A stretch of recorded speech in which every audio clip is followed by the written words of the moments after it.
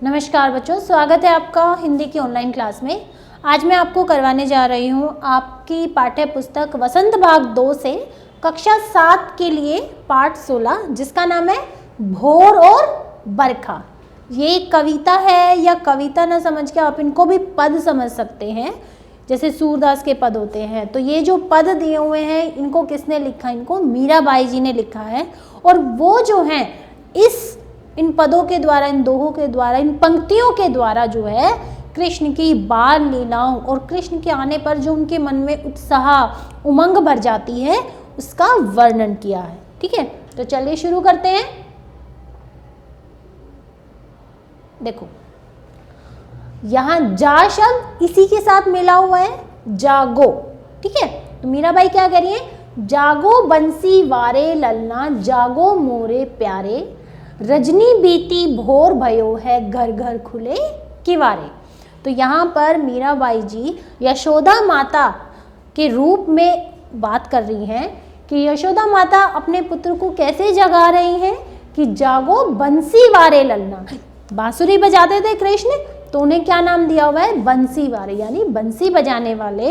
ललना, ललना यानी मेरे पुत्र। जागो मोरे प्यारे, मेरे प्रिय तुम जागो, जाग लो। रजनी बीती, रजनी अर्थात रात, कि रात बीत चुकी है। भोर भयो है, भोर अर्थात सुबह, सवेरा, सवेरा हो गया है। घर घर खुले किवारे, लोगों के घर घर के सभी घरों के दरवाजे खुल गए हैं, जो रात को सोते समय सभी बंद कर लेते हैं। गोपी दही मथत, गोपियां जो हैं वो उन्होंने दही को मथना शुरू कर दिया है। दही को मथ के क्या करते हैं? उससे मक्खन निकालते हैं। तो गोपियों ने दही को मथना शुरू कर दिया है। सुनियत है कंगना के झनकारे, और ये बात कैसे पता चल रही है कि जब गोपियां ऐसे ऐसे करके दही मथती हैं तो उनके कंगनों की झनकार सुनाई दे रही है। उठो लाल जी भोर भयो है, सुरनर ठाड़े द्वारे।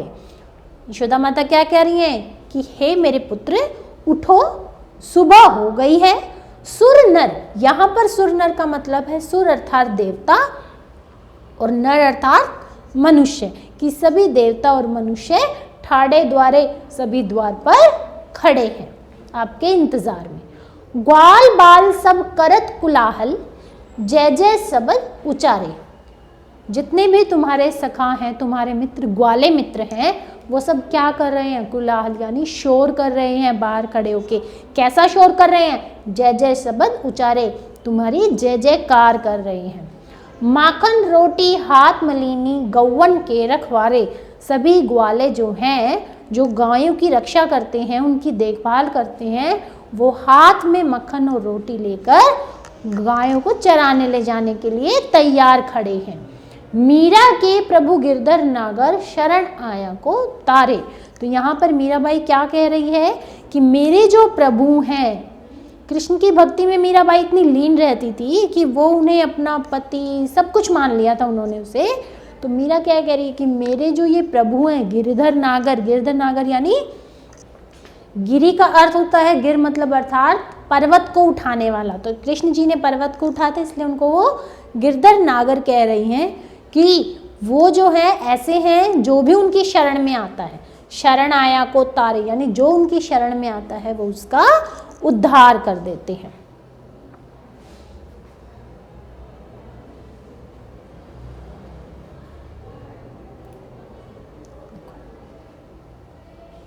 आगे क्या कह रहे हैं? बरसे बदरिया सावन की मन भावन की। अब यहाँ पर मीराबाई जो है सावन के महीने में जो बारिश होती है उसका वर्णन करते हुए कह रही हैं कि बरसे बदरिया सावन की। जब सावन के महीने में बारिश होती है तो सावन की मन भावन की, तो वो हमारे मन को बहुत अच्छी लगती है। सावन में गयो मेरे मनवा, भनक सुनी हरि आवन की। तो सावन में मीराबाई क्या कह रही हैं कि मेरा मन ऐसा करता है, ऐसे उत्साह में भर जाता है कि भनक सुनी, जब मैं सुनती हूँ कि सावन महीने में कृष्ण आ रहे हैं। उमड़ घुमड़ चहूँ उमड़ घुमड़ चहु दिस से आया, दामिन दम के झर लावन की। और सावन के महीने में क्या होता है, बादल जो है वो चारों उमड़ घुमड़ कर आते हैं, जोर जोर से गरज गरज कर आते हैं और उनके बीच बीच में बिजली भी चमकती है। नन्ही नन्ही बूंदन मेहा बरसे शीतल पवन सुहावन की, और जब छोटी छोटी बूंदों के रूप में बारिश होती है तो इतनी ठंडी हवा चलती है कि मौसम जो है वो बहुत अच्छा लगता है। मीरा के प्रभु गिरधर नागर आनंद मंगल गावन की, तो मीराबाई जी कहती हैं कि जब भी सावन महीने में मेरे प्रभु आते हैं तो मैं उन्हीं की खुशी में मंगल गीत गाती हूँ। चलिए अब करते हैं इसके प्रश्न उत्तर। देखो पहला है, बंसी वारे लल्ला मोरे प्यारे लाल जी कहते हुए यशोदा किसे जगाने का प्रयास कर रही हैं और वो कौन कौन सी बातें कहती हैं। तो यहाँ पर जो माता यशोदा है वो श्री कृष्ण को ये सब शब्द बोल बोल कर जगाने का प्रयास कर रही हैं। वो क्या कहती हैं कि भोर हो चुकी है, रात बीत चुकी है, गोपियों के कंगनों की चूड़ियों की खनखनाहट सुनाई दे रही है, सारे ग्वाल बाल बाहर मक्खन और रोटी लेकर खड़े हैं और देवता और मनुष्य सब आपके द्वार पर आपके इंतजार में खड़े हैं। अगला प्रश्न है, नीचे दी गई पंक्ति का आशय स्पष्ट करो कि माखन रोटी हाथ में लीनी गौवन के रखवाले। तो इसका अर्थ है कि ग्वाल बाल जो हैं वो हाथ में मक्खन और रोटी लेकर तैयार खड़े हैं, किस लिए, कृष्ण के इंतजार में कि जैसे ही कृष्ण आएंगे वो उनके साथ गायों को चराने चले जाएंगे। अब तीसरा प्रश्न है कि जो आपने पद पढ़े हैं उनके आधार पर हमें बताइए कि ब्रिज की भोर यानी सुबह का वर्णन। तो जो हमने पद में पढ़ा, सुबह हमने क्या क्या देखा, सब कुछ देखा कि घरों के दरवाजे, किवाड़ यानी दरवाजे खुल गए हैं, गोपियां जो हैं वो दही और माखन बिलोने लगी हैं, दही मतना उन्होंने शुरू कर दिया, उनके कंगनों की झनकार से वातावरण जो है मधुर संगीत वातावरण में गूंजने लगा है, ग्वाल बाल गायों को चराने के लिए तैयार खड़े हैं। तो यही सारी चीज हमने उस पद में पढ़ी। मीरा को सावन मन भावन क्यों लगने लगा। देखिए सावन इसलिए मीरा को भावन मतलब सुहाना लगने लगा, उनके मन को इतना प्यारा लगने लगा क्योंकि सावन के महीने में वर्षा की बूंदें जब आती हैं तो उन्हें ऐसा लगता है कि जैसे कृष्ण उनके पास आ रहे हैं, उन्हें कृष्ण के आने का एहसास होता है। ठीक है, इसलिए मीरा को सावन जो है वो मन भावन, मन को भाने वाला लगा।